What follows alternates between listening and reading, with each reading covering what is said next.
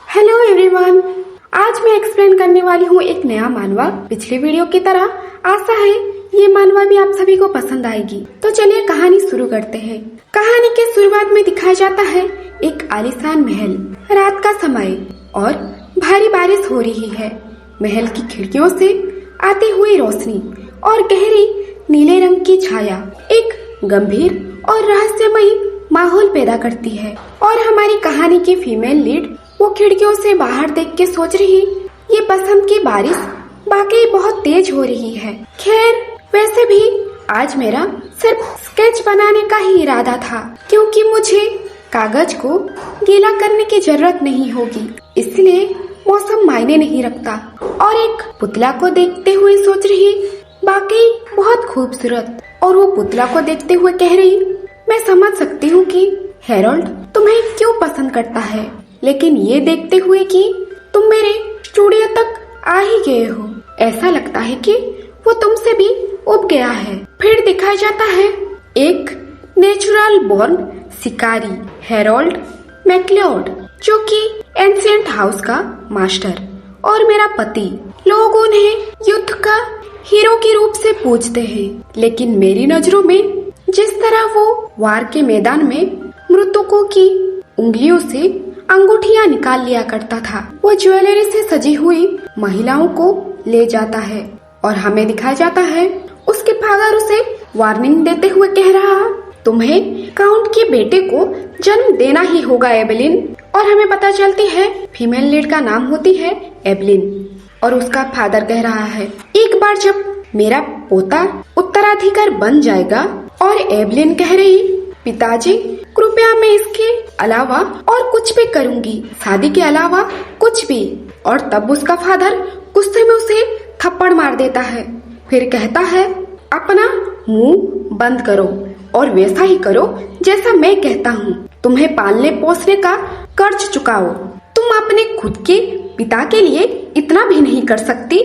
और तब एबेलिन पूरी तरह से टूट जाती है और सोच रही, तब मुझे क्या कहना चाहिए था। मैं 15 साल तक उस छोटे से घर में कैद थी। जब से मुझे याद है मैं तुम्हारी बेटी नहीं हूँ, बल्कि माँ की देखभाल करने वाली थी।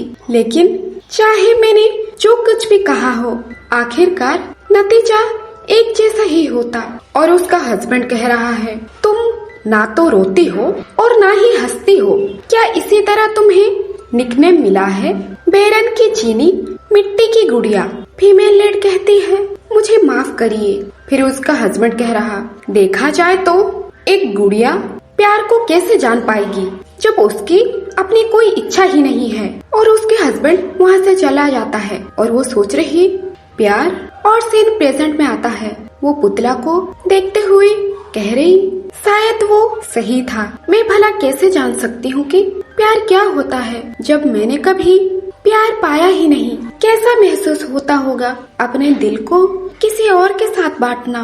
और वो स्टैचू का लिप्स को टच करने लगती है और उनकी गर्माहट कैसे बांटना चाहते हैं। और स्टैचू के करीब जाती है और उसे किस कर देती है। तब अचानक से बिजली कड़कने की आवाज आती है। वो एकदम से चौंक जाती है और वो होश में आती है। फिर चारों तरफ देखती है, उसका कैंडल भी बुझ चुकी है और वो स्टैचू के लिप्स पे उसकी लिपस्टिक का दाग। और वो सोच रही, ये मौसम वाकई में बहुत खराब है। और तब मेड डोर नॉक करती है, कहती है, माय लेडी, आपको तुरंत मेन हॉल में आना होगा। और एवेलिन सोच रही, वो औरत यहाँ है। फिर जल्दी से जाने लगती है। मेड से पूछती है, पर उन्होंने कोई संदेश क्यों नहीं भेजा।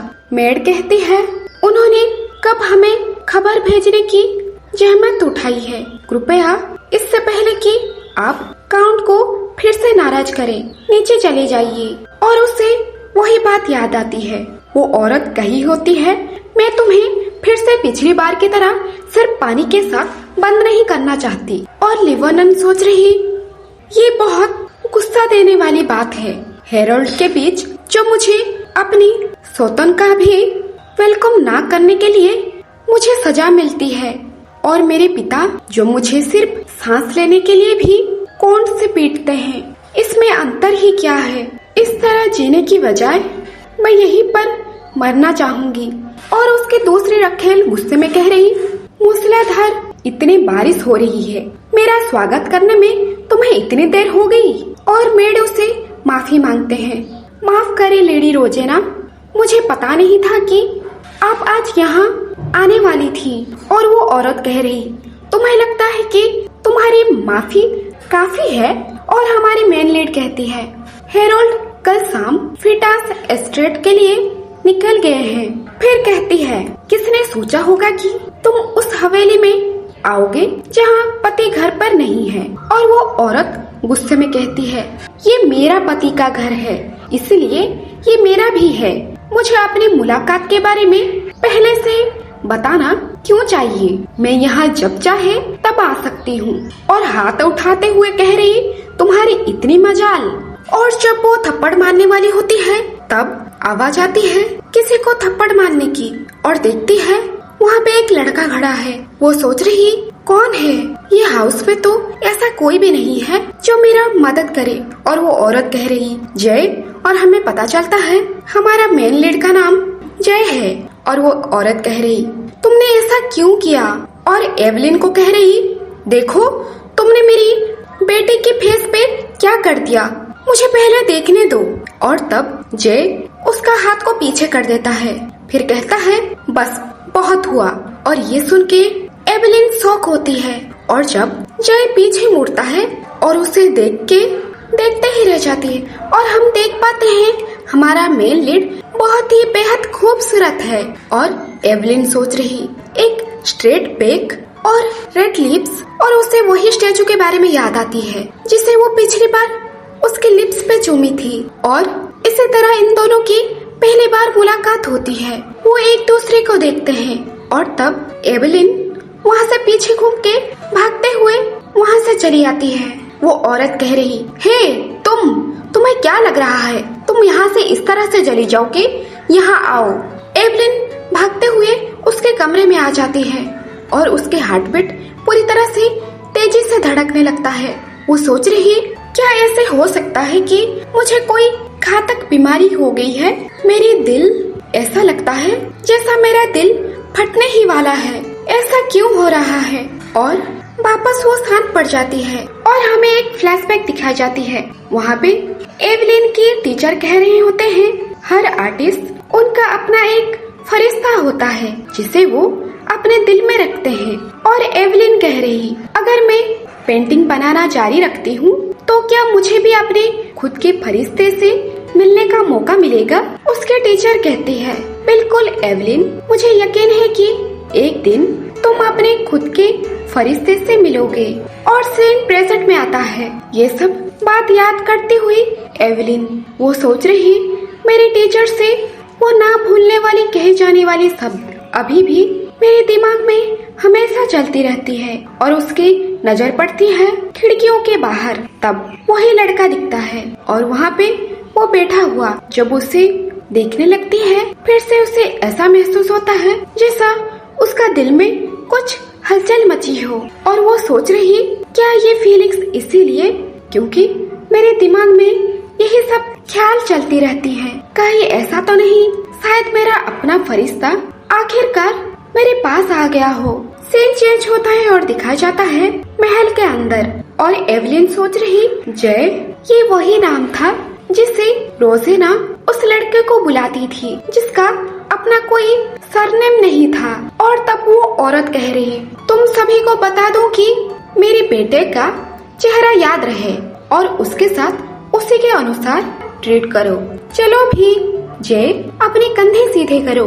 जब हम यहाँ ना हो तब भी तुम बेझिझक इसे अपना ही घर समझना। और वहाँ पे जो सर्वेंट्स होते हैं वो एक दूसरे से बात करने लगते हैं। कह रहे हैं वो किस तरह के व्यवहार की उम्मीद करती है एक ऐसे बच्चे के लिए जो लॉर्ड हेरोल्ड का भी नहीं है। उसे लगता है कि उसका बेटा पद का उत्तराधिकार बनने वाला है। भले ही लॉर्ड हेरोल्ड एक वैध उत्तराधिकार पैदा करने के लिए बहुत बुढ़े हो गए हो, लेकिन एक बेस्या का बेटा भला एक रईस कैसे बन सकता है? राजा इसकी अनुमति कभी नहीं देंगे। और जय भी ये सब बातें सुन पाता है और उनकी तरफ मुड़ता है, तब भी कुछ नहीं बोलता। और ये सब बातें भी एवलिन सुन पाती है और सोच रही बाकी सभी लोग जय का तिरस्कार करने में व्यस्त थे, लेकिन मैंने जो कुछ भी देखा उसकी पीठ बिल्कुल सीधी थी और एवलिन उसके पेंटिंग बनाई होती है। जिस दिन वो खिड़कियों के बाहर बैठा था और देख के सोच रही ये सही नहीं है, काश मैं उसे पेंट करने के लिए उसका चेहरा करीब से देख पाती। हाँ, बस थोड़ा और करीब। सीन चेंज होता है और दिखाया जाता है जय वहाँ बैठे हुए सोच रहा कितना थकाऊ और कितना उबाऊ है। रोसेना किस तरह के नामुमकिन सपने के पीछे भाग रही है। मुझे आश्चर्य है कि वो कब तक ये सब जारी रख सकती है। उम्मीद है कि उसे जल्द ही आराम मिलेगा। और उस दिन के बाद याद करता है, वो औरत कही होती है, अब से मैं तुम्हें अपने साथ कंट्री ले जा रही हूँ। जब हम वहाँ होंगे तो कुछ भी मूर्खतापूर्ण मत करना, बस शांत रहना और तमीज से पेश आना। हैरोल्ड को वो बच्चे पसंद हैं जो अपनी जगह जानते हैं। क्या तुम मुझे जवाब भी नहीं दोगे? और जय कहता है, इतने समय के बाद जब तुमने मुझे बड़ी मुश्किलों से छिपा कर रखा, क्योंकि एक बच्चा होना तुम्हारे लिए असुविधाजनक था। मुझे नहीं पता कि तुम क्या प्लानिंग बना रही हो, लेकिन मैं इसमें साथ नहीं हूँ। फिर वो औरत कहती है, ये राइट आंसर नहीं है जय। क्या मैं इस तरह दिखती हूँ कि मैं तुम्हें परमिशन मांग रही हूँ? और प्रेजेंट में आता है, सोच रहा ये ऐसा नहीं है कि मैं उसकी डॉल हूँ। और सोचता है, जब भी मैं इस हवेली में होता हूँ मुझे ऐसा लगता है मैं डूबते जा रहा हूँ।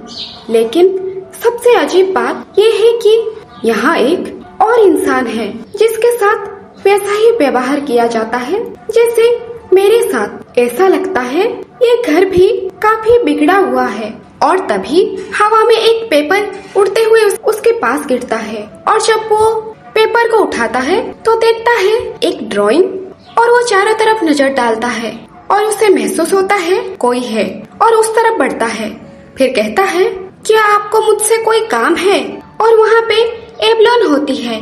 वो तो उसे इस तरह से देख के एकदम से चौंकी जाती है। उसके हाथ से ड्राइंग सेट भी नीचे गिर जाता है और वो ड्राइंग जय भी देखने लगता है। एवलिन कह रही, नहीं वो तुम नहीं देख सकते। और जब जय उसकी ड्राइंग देखता है और सोचता है ये क्या है, क्या इसकी नजरों में मैं ऐसा दिखता हूँ, हमेशा अकेला और एक वीक पर्सन।